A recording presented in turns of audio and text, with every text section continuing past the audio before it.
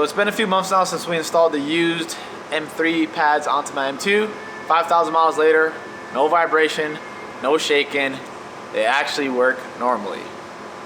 Surprise, surprise. I mean, they still squeal a little bit, but that's kind of normal for modern M cars nowadays. But from the time that I uploaded that last video with the brake issues on the M2 till now, I've been doing some major research and asking several M2 owners various questions to come to a conclusion why this vibration issue existed. And I think I might have found the answer. And it's very disturbing. Imagine buying a 2023 BMW M2 and only 3,000 miles later, the car starts to have an issue that BMW refuses to fix. Well, that's exactly what happened to me. The car was experiencing a weird brake-related issue. When coming to a stop, the car would vibrate and shake violently. It also produced an abnormal sound that just didn't seem safe. Oh my God, that was even worse than the last one. After multiple trips to the BMW dealership, I just kept getting the runaround. Aftermarket strut tower braces, wheel spacers, and lowering springs were all blamed, despite the M2 experiencing this issue prior to the car being modified. This is not providing enough aerodynamics for the brakes. It's causing the wheels to shake. Now it makes total sense. Thanks, brother. Exactly. We decided to take things into our own hands, to find the potential issue, address it, and help inform others. We put the car in the lift, checked the control arms, the ABS system, and other small components. Nothing appeared to be abnormal. And then we swapped out the front brake pads for lightly used ones from a 2024 BMW M3. And that fixed the braking issue. Very smooth. No vibration. I started a thread on Beamer Post a while ago to document this weird braking experience. And no surprise, others were experiencing the same issue after a couple thousand miles on their stock car. And they all had one thing in common. They all had the red caliper option on their car. Those with the blue and black calipers, no issues.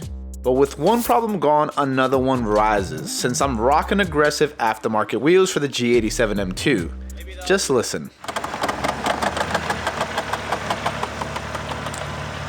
You see right here? Here's a tire. Here are the fins here for the fender liner. It's literally grazing it. It's really, really close, guys. Extremely close. So when you guys go aggressive, this might happen. As you guys can see, my fins are already broken from so much abuse. The other side is better, but this side, this is what makes all the noise once you do a full turn. So we have two upgrades for the M2 today that's gonna make the driving experience much better. The first one's being yellow stuff brake pads from EBC, which are totally relevant when it comes to trying to address any issues you have with the OEM pads. With these, you won't have any vibration issues, you'll have less brake dust, and they're gonna be much quieter than the OEM setup. I decided to go with the yellow stuff because they're meant for light track use and aggressive street driving, which is something I'm going to try to get into, especially since the M2 is going to make a lot of power very, very soon. If you're not driving your car super aggressively and you're not taking it to the track, you can do the red stuff from EBC, which are even quieter than the yellow ones and produce even less brake dust. And these are modifications for the front fender liners. It increases clearance. So let's say you guys decide to go with an aftermarket aggressive wheel setup for the car. You don't want any kind of rubbing, any kind of issues. Easy to install, and it solves that problem. Both the EBC pads and the fender liner modifications work for the G80 M3, G82 M4, and the G87 M2. So I'll leave links down in the video's description if you guys are interested in any of these products. We do sell them directly. So the order we're gonna tackle this in, I'll take the wheels off. We'll probably do the brake pads first. Then we'll remove the front fender liner so we can do the modification and I can show you guys how that works. At the very end, we'll test everything out and I'll give you guys my thoughts.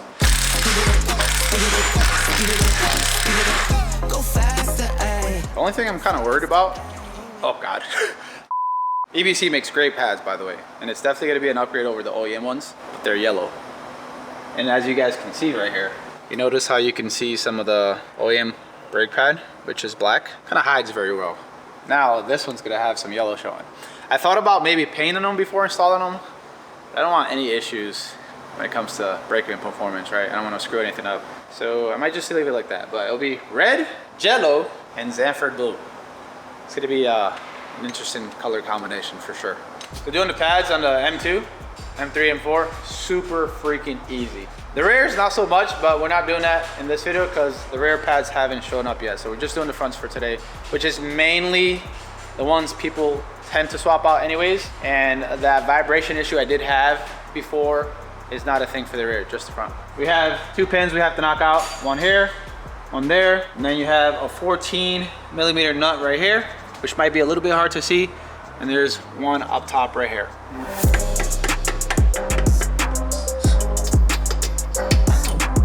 Boom.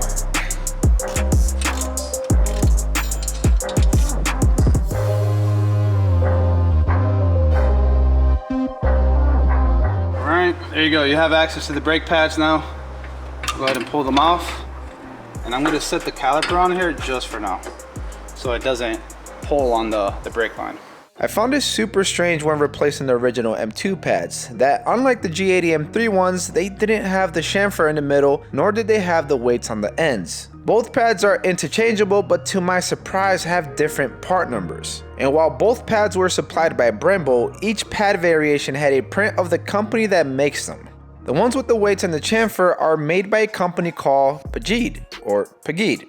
And the ones without those two features are made by a company called Akimbono. Originally I thought to myself, maybe the red caliper option came with more aggressive pads that would be primarily used for the track and would have to be used harder, but when building the M2 on the BMW's website, nothing is said about there being a difference between the brake setup, other than the color of the caliper. Honestly, this couldn't be any more confusing. The only thing I kind of knew for certain was that the pads that came with the red calipers were more likely to have the same issue I experienced before. The ABC ones, yellow stuff, they do have the cut in the middle. They don't have the weights, however, but I've noticed with every aftermarket option out there, they don't come with the weights. They do come with the cuts. All right, let's go ahead and get these on. Wow!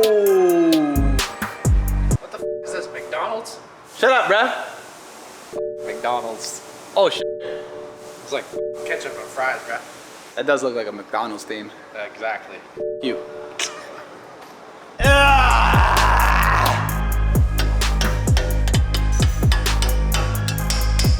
There you go.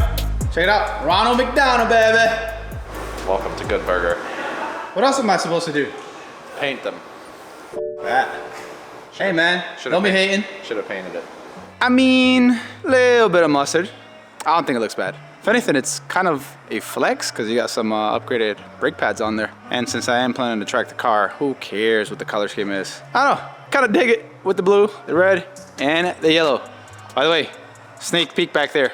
Look, pause the video, zoom in a little bit. That's all you guys are gonna see. All right, so now we'll remove the fender liner. We'll do one side of here. I do have an aftermarket oil cooler shield here, so it's a little bit different when it comes to hardware. I have 2 H4s, and then the rest are just the OEM 10 mils. This is the issue right here. When you have a little bit of clearance, when you upgrade your wheels, is these fins. They're just a little bit too aggressive here. They stick out too much. As you can see, this one's already falling apart.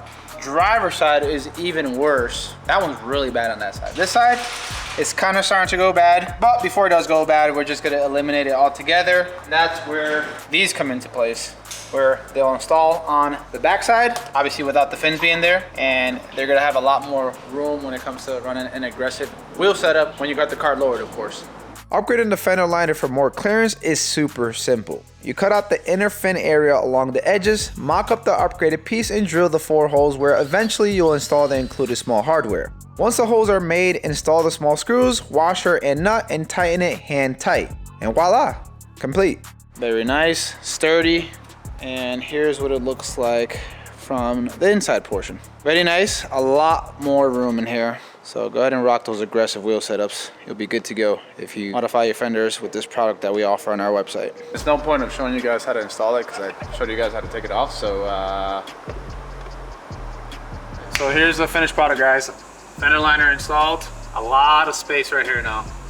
Very sturdy. You still have enough ventilation for the auxiliary radiator that's there, and yeah, should be much better. Obviously we'll install the wheels later on. We'll take it outside, turn it, and see if we get any noise, make sure everything's good to go.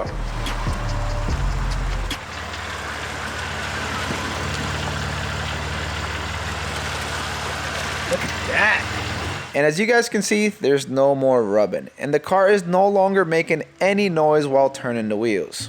All right, so everything's good to go. Now we just gotta bed in the pads properly. I'll get the rear installed off camera sometime in the future when they show up. But yeah, I'm happy with the results today. I'm happy with the extra clearance and the McDonald's brake setup over there. Guys, before you leave, hit the like button. It really does help with the channel.